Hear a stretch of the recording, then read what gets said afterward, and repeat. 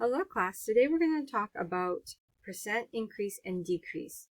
So the goal for today is that you can be able to calculate the percent increase and decrease mentally and solve problems involving percent increases and decreases. So let's begin by figuring out what is a percent. A percent is the amount out of 100. So that when you see like 5%, that means that's 5 of that out of 100. It's another way to express fractions. So if you think about it, in order to think about how do we calculate percent just mentally, if you think of 50% of something, it's like saying converting that percent to 100, that's 50 over 100. Well, that's only 1/2. So we would be taking the amount that we're looking at and dividing it by 2 to figure how much is 50% of that. To figure out 25%, well, that's 25 of 100.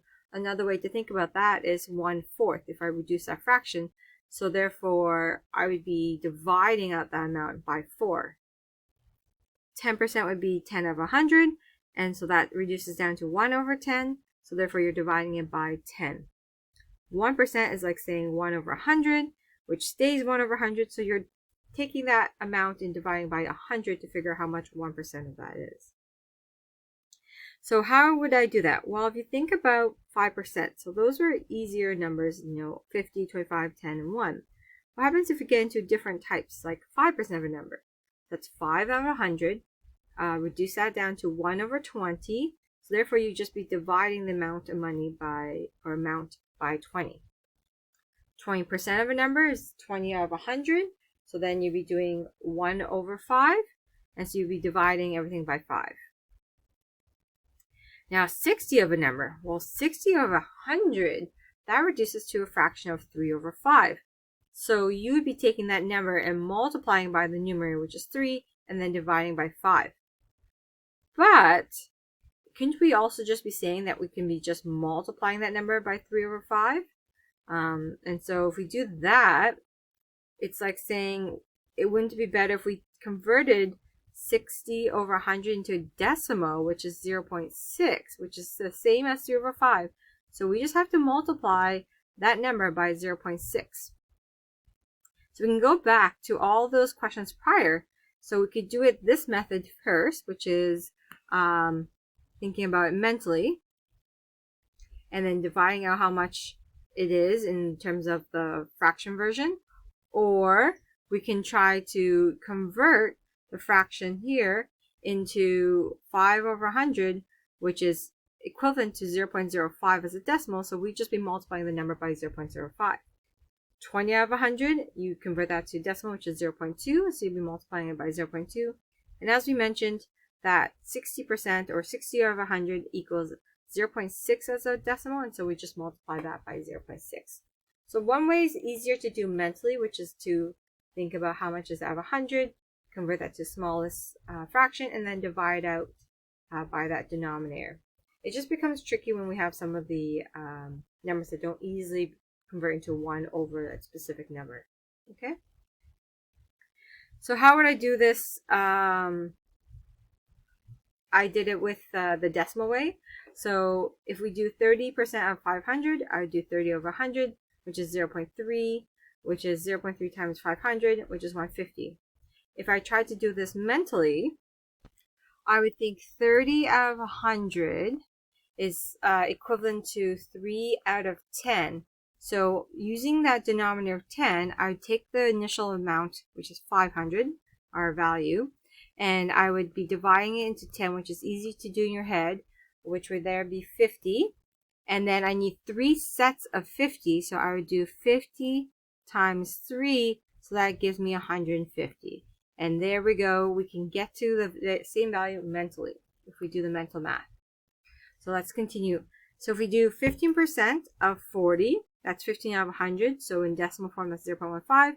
So that's 0.5 times 40, which is 6. Mental math, I would do 15 out of 100, which is the same as saying 3 out of 20.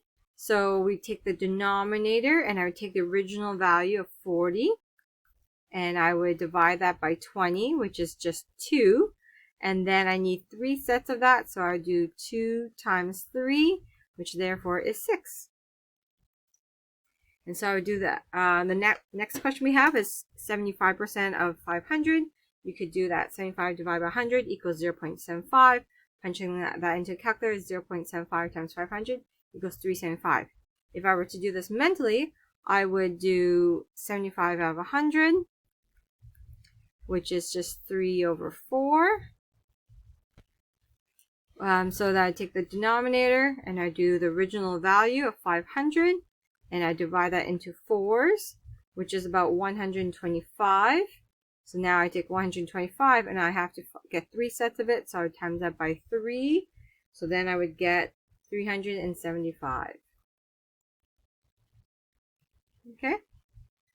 So there's 2 ways. You can do that with the calculator, which is the blue way, or you can do the mental math, which is this way.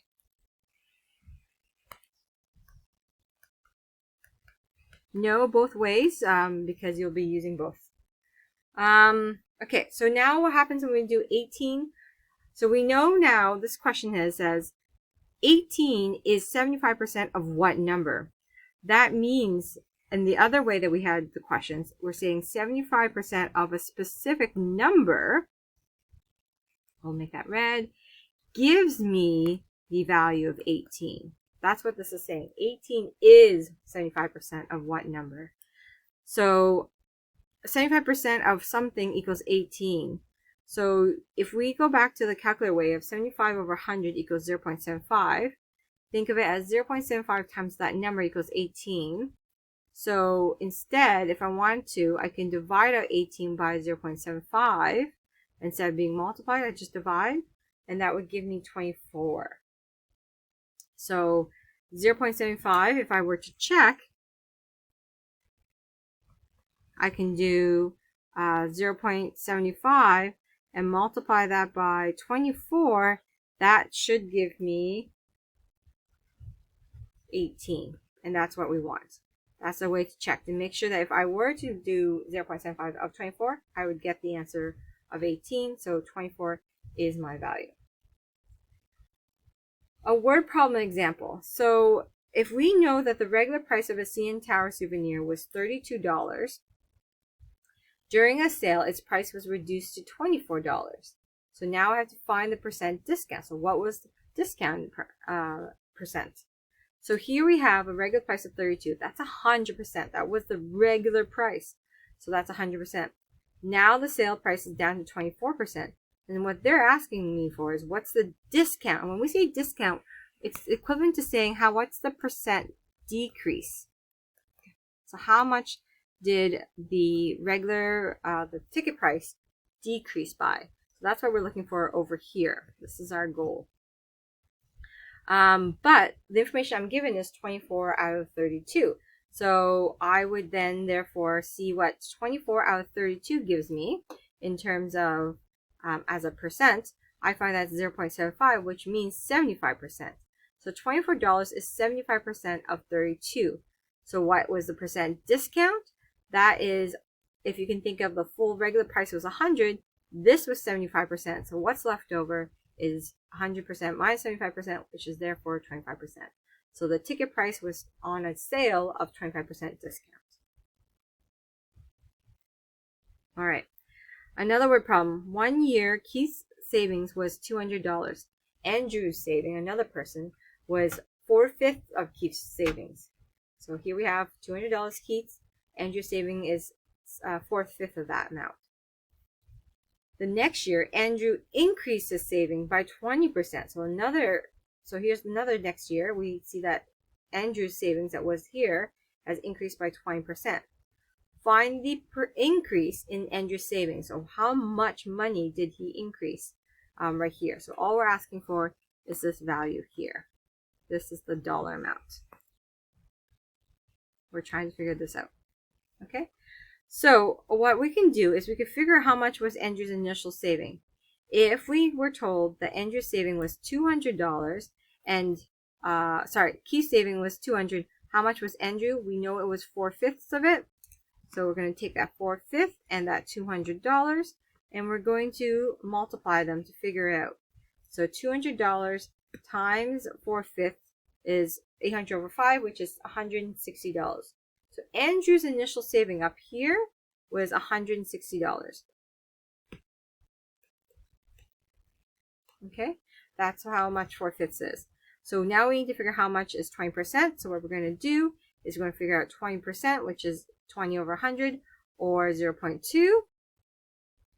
And if we do that, we multiply that by 160, you get $32.